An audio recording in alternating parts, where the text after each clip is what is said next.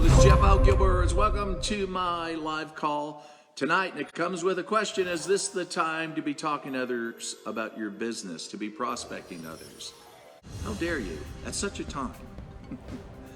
And for those of you that do not know me, I've been involved in network marketing over 40 years, share a lot of what I've learned in my journey on these live calls. I started in this business totally broke, sold a junk truck to get started, put $200 into my business. Last 27 years I've been full-time in network marketing. If that interests you, keep listening.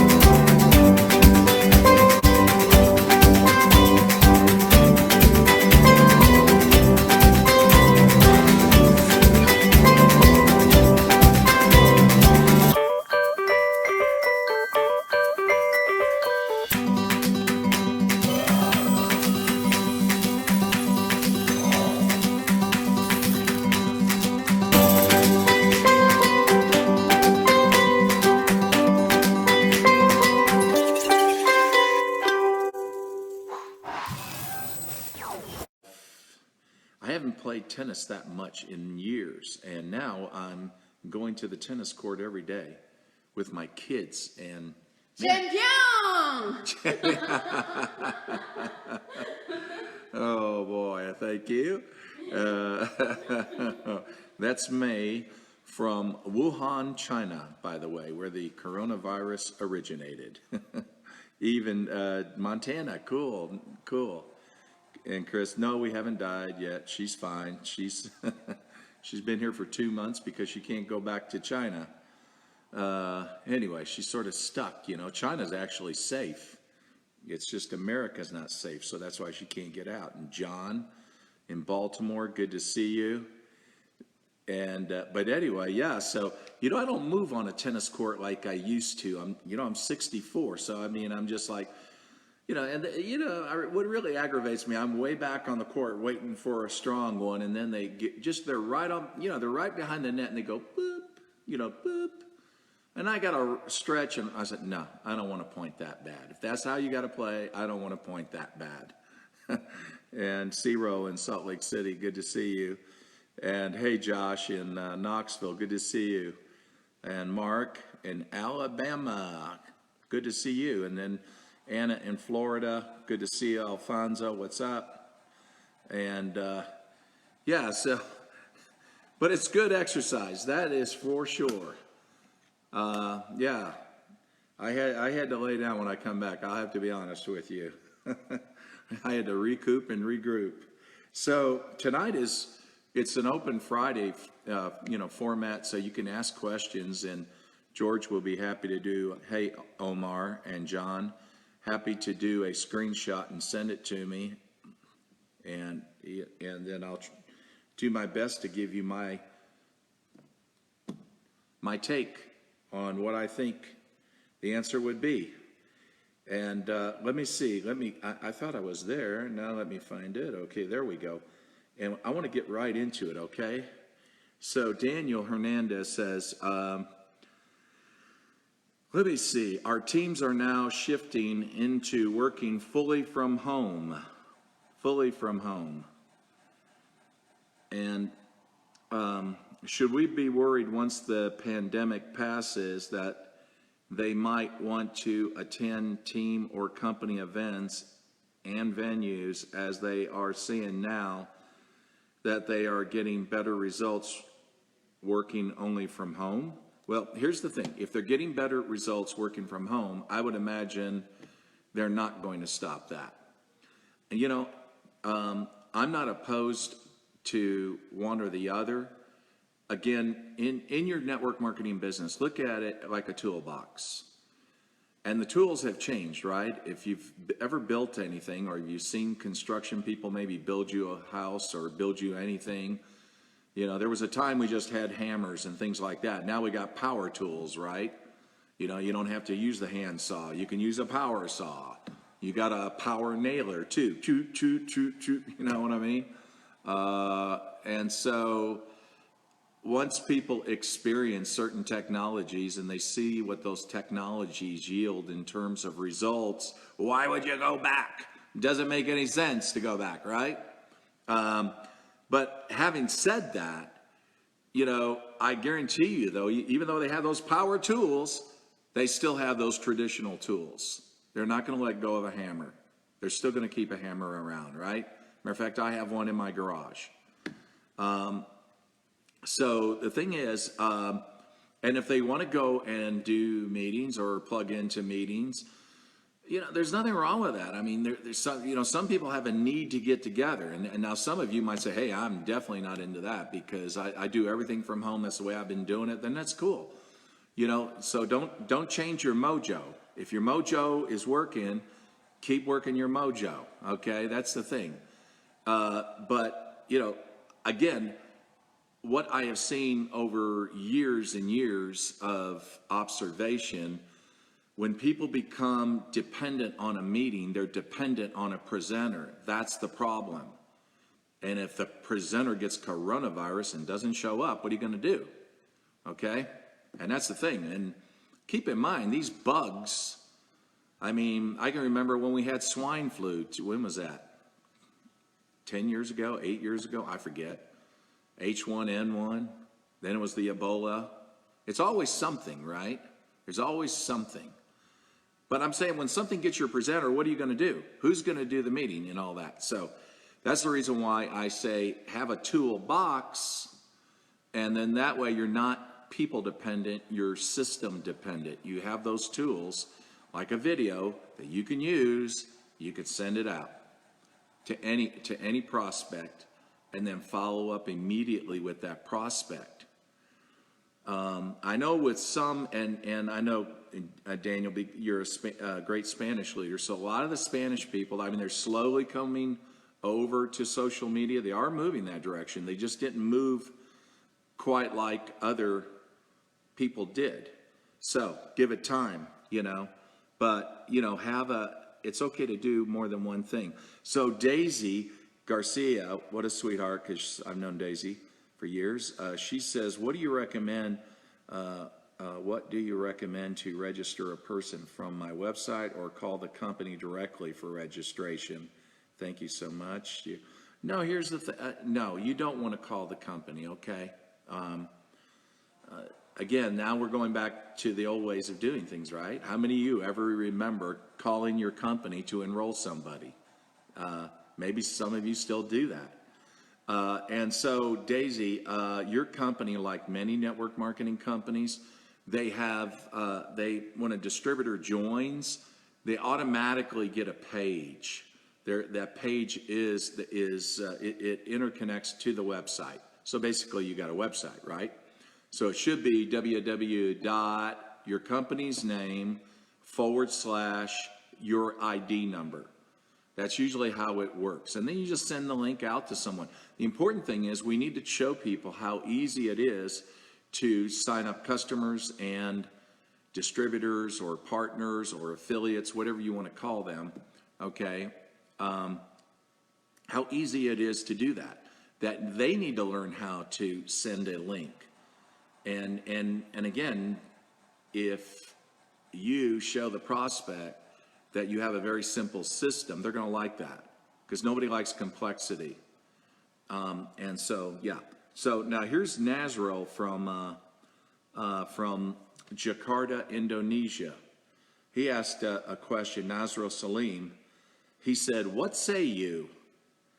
It seems that being open to tell people which company you are in or what products you are marketing seems to have better results and reception compared to leaving them just curious at this moment. What say you? Okay, so, all right. That really just depends.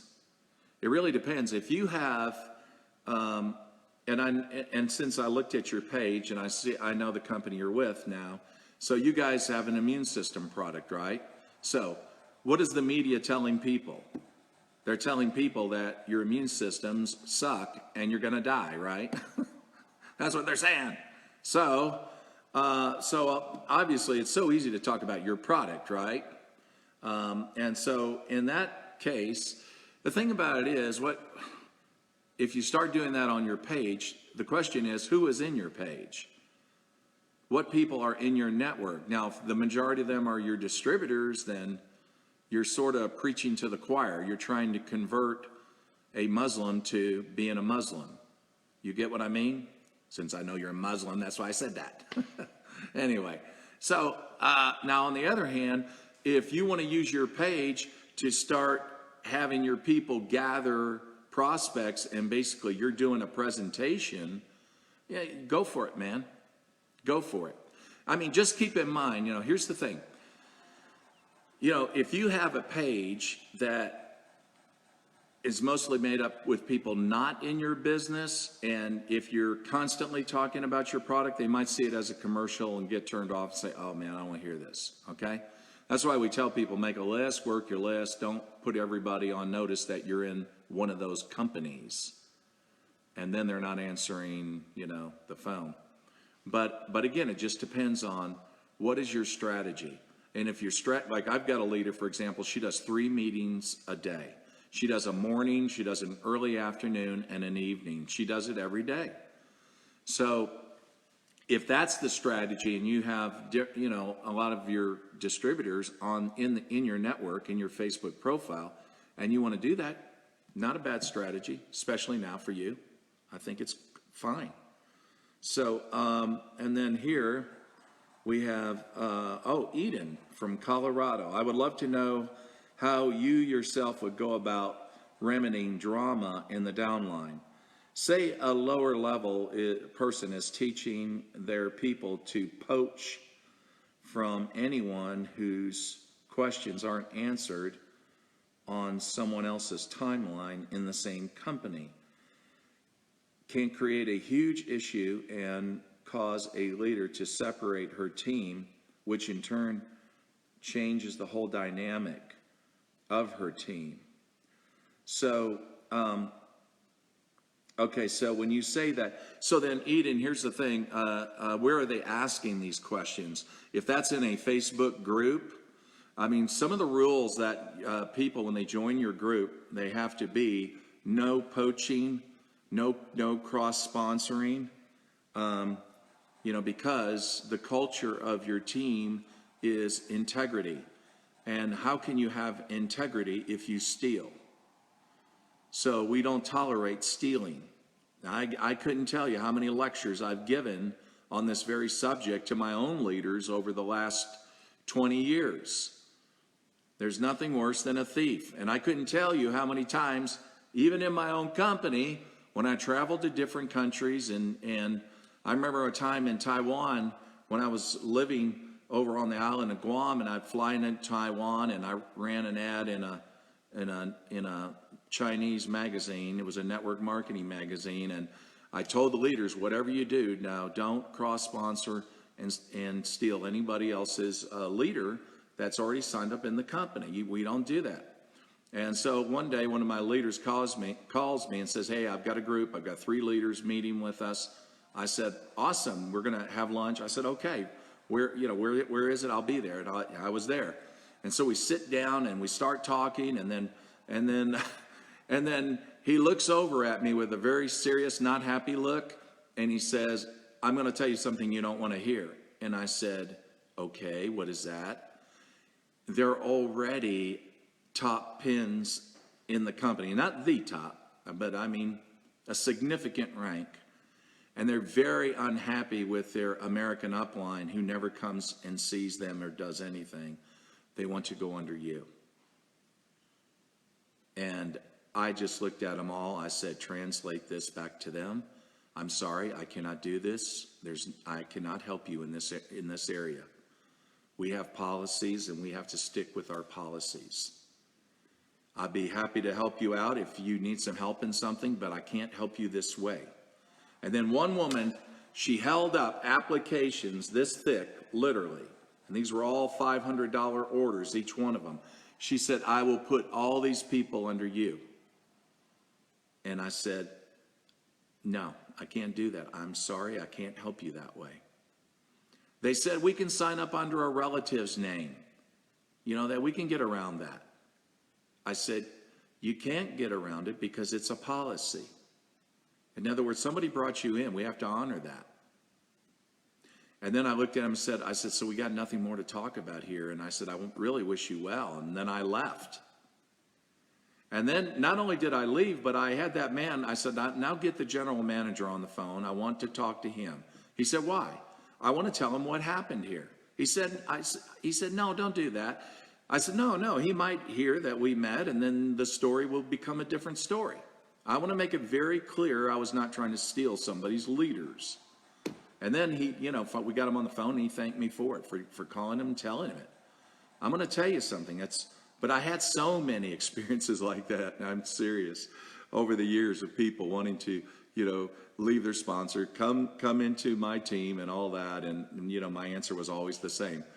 Again, how are you going to handle this? Number one, Eden, your company should have strict cross-sponsoring rules so that anybody who does that, you should go right to your company about it and just have them suspended. That's what I would do. The person who took that person, have that person suspended, and you might have to, the person who made the move, maybe suspend that person as well. I've seen that happen many times, even in my own company. Because here's the thing, even if the person goes back to the original sponsor, what is the relationship going to be like now? Now that everybody knows they were a traitor, right? And the sponsor knows that. But the thing is, what I would do is just have make sure that's part of the rules when people come in the group. And the person who did that, kick them out of the group anyway because they violated your policy.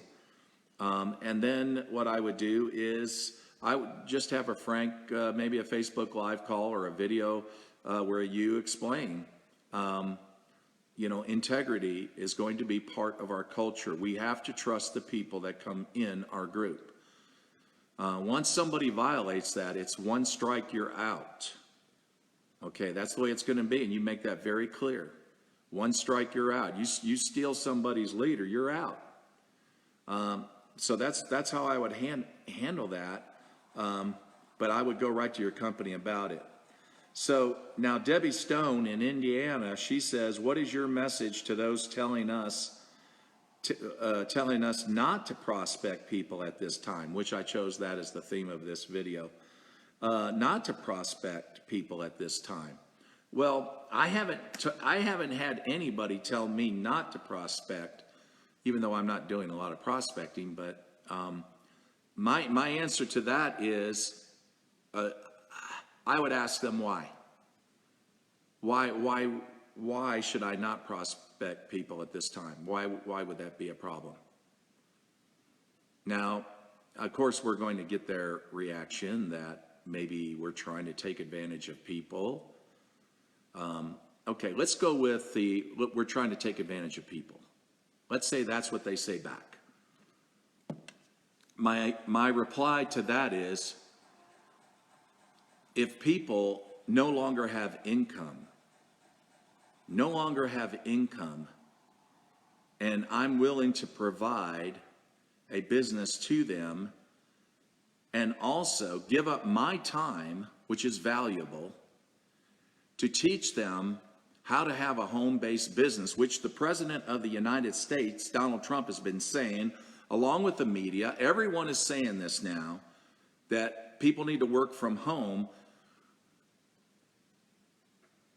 And I know how to provide that. If I don't provide that, that is a sin. It's wrong. I'm withholding good to someone who's in need. That's right. Now, here's the thing. I could give them money, help them out. It's okay to do that. But people want to be dignified. They want to work. They want to earn their own money. Most people do. So in providing them a business and my time, my coaching to help them and their family earn money, I don't see how you could have a problem with that. But I would also say to that person, so how much money have you given to this family to help them out? Oh, I haven't given them anything. Oh, you're really concerned about them. Or you're really concerned about people at this time. How many charities are you supporting? I reached out to one of the ministers in our church today. I said, I want to know, are there any members that need food or need money at this time? I want to know about it. And keep me posted if anybody falls in need. See, that's my concern. That's my concern. But that is so selfish. That is so selfish for someone to say, why would you do it at this time? There's not a better time. Let me see. We all ran out of water. We don't have any more water in the city, and I happen to have tons of water. Now, what I'm willing to do is I'm not going to price gouge. In fact, I might even sell it for less than what it's worth. At the same time, provide an income to those who will help me sell it to those in need. Man, there's some major stupidity going on. I mean, I don't know if the coronavirus has damaged their brain cells, you know. I actually have read that today. You know, these people, they're like walking zombies now. I'm talking about these people that just don't get it. Because now, more than ever, people need to be in charge of their health, use wellness products to be able to help them, and at the same time, work from home and find a way to make money and provide for their families. I can't think of a better time than right now. An incredible month we had last month. I mean, my business literally in March almost doubled. I've never seen that in 21 years. I was absolutely shocked by it. No doubt many of you experienced fantastic growth. So, and unless I'm going to see if George sent me anything, and no, I guess no questions tonight. Good. So, I want to wish everyone a happy weekend. And again, use this time. I mean, we sat around at our table tonight when we had dinner, and like I said, we have someone staying with us from China. And the one thing we all talked about, the family and that girl, is each person, we asked each person at the table to talk about something they were grateful about. What are you grateful about? And of course, our 7-year-old said, or excuse me, our 11-year-old said, oh, and of course he's eating his noodles, right? He says, I'm grateful for the food.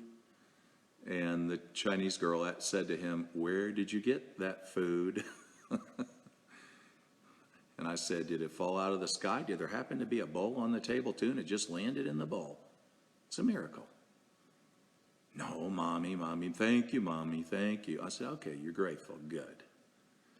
So anyway, spend some quality time with your family and continue to talk to people about your home-based business. And this is not, I tell you what, there's not a better time in our history in network marketing, talk to people about their home-based business, because, you know, people have been so busy, they haven't had the time.